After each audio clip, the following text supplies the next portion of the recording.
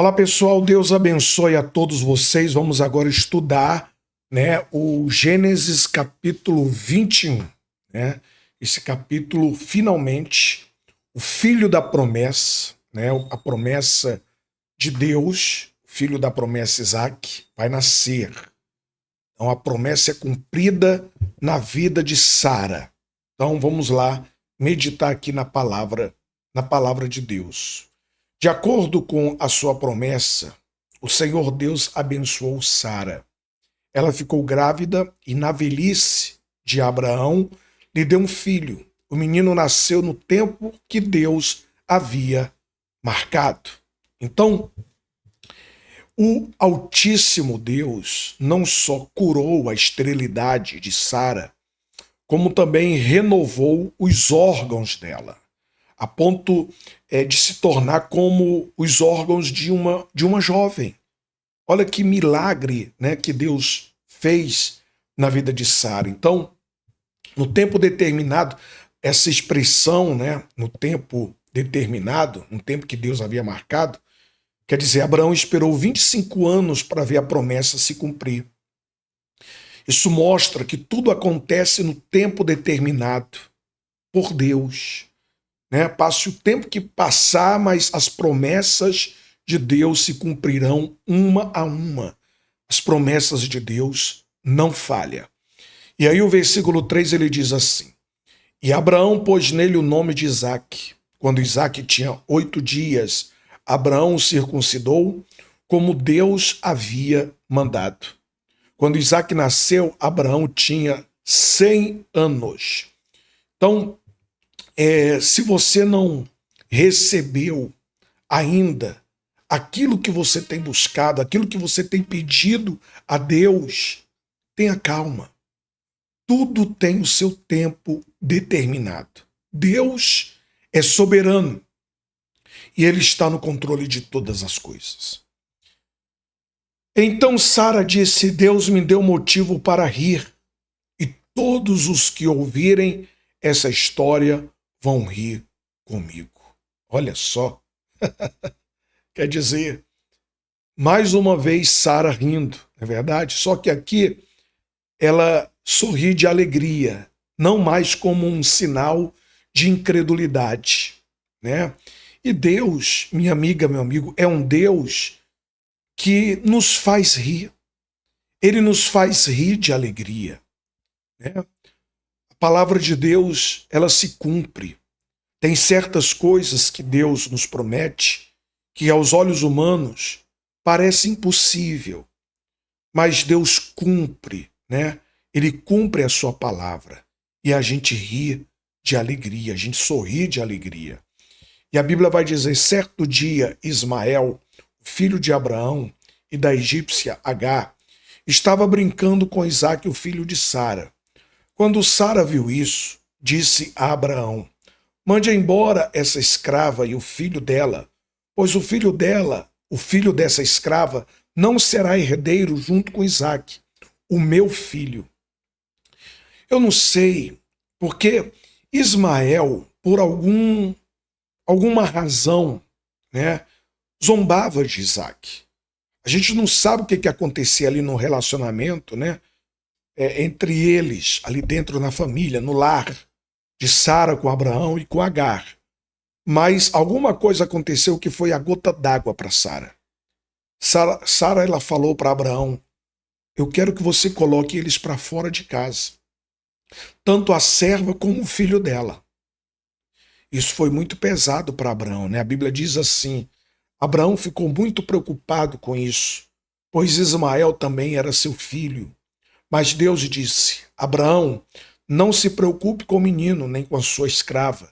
Faça tudo o que Sara disser, pois você terá descendentes por meio de Isaque. Então, é muito forte essa passagem bíblica, porque talvez para Abraão foi a parte mais dolorosa, de toda a história, mandar embora o seu próprio filho, porque era filho dele, Só que o próprio Deus firma a ordem de Sara, o pedido de Sara. Deus chega para Abraão e fala assim: olha, dá ouvidos à voz da tua esposa, porque Ismael, que é o teu filho, eu não vou desampará-lo, né? Eu não vou desamparar o teu filho Ismael, dele eu vou fazer também uma grande nação. E aconteceu dele chamar a família, dele chamar a egípcia e o filho e mandá-los embora. E Deus falou: eu vou cuidar deles. Não se preocupe, eu vou cuidar do seu filho. E você vê o povo árabe que vem de Ismael não tem o direito de usurpar o que pertence ao povo judeu. Porém, se eles se submeterem ao plano de Deus, né, para o seu irmão mais novo, com certeza eles serão extremamente abençoados. Mas não é isso que a gente vê hoje. Muita guerra, muita briga, não é verdade? E aí ele vai falar no versículo 14, no dia seguinte, Abraão se levantou de madrugada e deu para Agar comida e um odre cheio de água. Pôs o menino nos ombros dela e mandou que fosse embora. E Agar foi embora, andando sem direção pelo deserto de Betseba. Que profundo, não é verdade? Quando acabou a água do odre, ela deixou o menino debaixo de uma arvorezinha e foi sentar-se a uns 100 metros dali. Ela estava pensando: não suporto ver o meu filho morrer. Ela ficou ali sentada e o menino começou a chorar. Então, Ismael, ele tinha mais ou menos uns 15 a 16 anos, quando Abraão os mandou ir embora. E ela saiu sem rumo. Imagina, sem rumo pelo deserto. E quando acabou a água que havia no odre, né, Agar colocou o menino debaixo de uma árvore, né, e se afastou. Ela foi sentar ali uma distância de 100 metros, mais ou menos, do menino, porque ela não queria ver o garoto morrer. Agora que coisa, né? Que mãe abandona o filho na hora de sua morte, não é verdade? Agar fez isso. Ela só pensava em si mesma. Ela não pensava no bem-estar do filho, né? Nos momentos mais críticos da vida dele, ela abandonou ele. Além disso, ela esqueceu completamente a palavra que o anjo lhe havia dado sobre o futuro do seu filho. Porque o anjo falou que dele viria uma descendência muito grande. E ela se afasta. E essa atitude que Agar tinha, né, ou teve contra o rapaz, continua a ser vista até hoje entre as mães do povo palestino, que manda os seus filhos se matarem com bombas suicidas, para exterminar alguns judeus, não é verdade?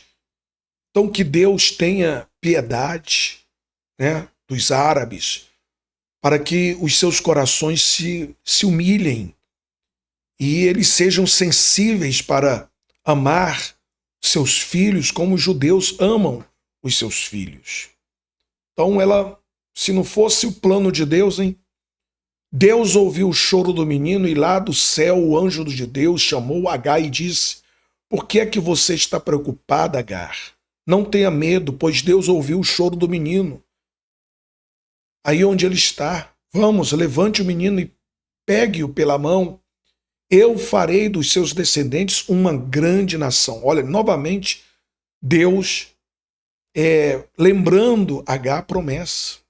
Então, Deus ouve a voz do menino, envia um anjo, e não apenas para socorrer Agar, mas para mostrar a ela o poço que estava ali na frente dela. O desespero, a tristeza era tão grande que ela simplesmente não conseguia enxergar o poço que estava ali perto dela. E é assim que muitas pessoas fazem, né? Ou estão, as circunstâncias, geralmente, chega a criar um clima de dúvida, que gera medo, que gera preocupações, ansiedade, depressão. Deus abre os nossos olhos e nos dá a direção, mas cabe a nós a decisão de segui-la. Então a Bíblia vai dizer o seguinte: então Deus abriu os olhos de Agar e ela viu um poço. Ela foi, encheu o odre de água, encheu o odre de água. Interessante, né? O filho lá morrendo, ela ainda espera encher o odre de água. E deu para Ismael beber. Protegido por Deus, o menino cresceu. Ismael ficou morando no deserto de Parã e se tornou um bom atirador de flechas. Então, se o jovem corria perigo de morrer, de morte, por falta de água, por que ela demorou para encher o odre inteiro, hein? Os rabinos contam que era porque ela temia que o poço desaparecesse, da mesma forma como apareceu do nada, mas o poço estava ali o tempo todo, ela que não estava enxergando, né? Em nossas crises e problemas, nós não precisamos subir ao céu ou descer ao abismo para encontrar solução, não. O que a gente precisa é ter um bom relacionamento com Deus, para que Ele abra os nossos olhos para nós vermos a solução que está perto de nós. Então, o que Agar achava era que a morte do garoto, né, ou que a morte dele viria a qualquer momento. É isso que ela achava. Que o poço iria desaparecer. Você vê que Deus transformou a morte em um lugar de promessa, em um lugar de exaltação para aquele rapaz. É isso que Deus faz. E a Bíblia diz que se estabeleceu no deserto de Parã e sua mãe conseguiu para ele uma esposa egípcia, né? Então Deus estava com o menino, com Ismael, que cresceu, morou no deserto, se tornou um flecheiro. A mãe dele o casou com uma mulher ali na terra do Egito e dali surgem os árabes. Então, aquilo que a gente acha que vai terminar em morte, Deus, ele tem a última palavra. Aquilo que achamos que é o ponto final da nossa história é o começo do agir de Deus na nossa vida. Lembre-se disso. No próximo capítulo nós vamos estudar Gênesis 22, tá certo? Que Deus abençoe a todos.